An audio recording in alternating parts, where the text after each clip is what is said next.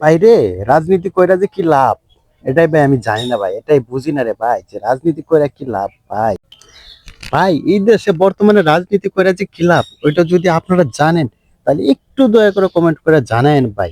কারণ আমার এই 26 বছর বয়সে যা দেখলাম আর কি, ও যে ছোট থাকতে একবার, মানে যখন অবুঝ ছিলাম, তখনকার নাকি বিএনপি ক্ষমতায় ছিল 10 বছর। তারপরে যে আওয়ামী লীগ আইছে, আইছে তো আইছে, পুরা 17 বছর খাইয়ে দিছে। তো ভাই আমরা তো আমার তো বয়স হয়েছে মাত্র 26 বছর।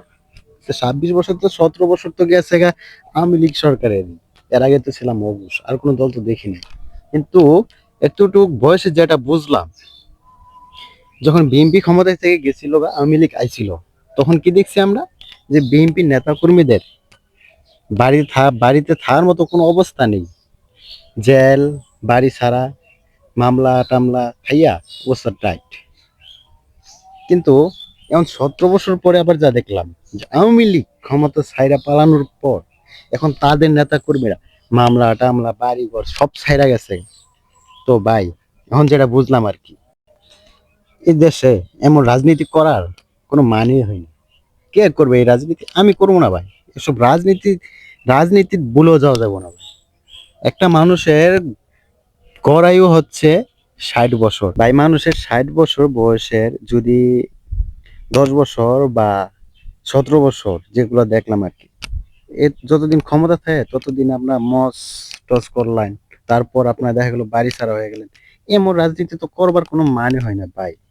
60 বছর যদি 17 বছর জায়গা ভাই, বাহি জীবন তো পড়ে রয়েছে। আর বাহি জীবন, এই যে আওয়ামী লীগ গেছে, আবার কয় বছর পরে ক্ষমতায় আসে কোনো গ্যারান্টি আছে ভাই? কোনো গ্যারান্টি নাই ভাই। তো বাহি জীবনটা যে আপনার কেমনে কাটবো ভাই? দেশের বাইরে পলাইয়া, না জেলখানায়, না হাজিরা দিয়া? এমন রাজনীতির মানে হয় না ভাই। আমরা যারা সাধারণ মানুষ আছি, সাধারণ ভাই থাকবো, কাম করবো, খামো, ঘুমাবো, নিশ্চিন্তা চিল। শুধু খালি চিল হবে। যাকে মন চাবো বুট দিব, যাকে মন চাবে দিবে না। একবার এই দলটা দিব আর একবার ওই দলটা দিব। যাকে যখন ভালো লাগবে তখন তাকেই ভোট দিব। কোনো দলের দরকার নাই ভাই।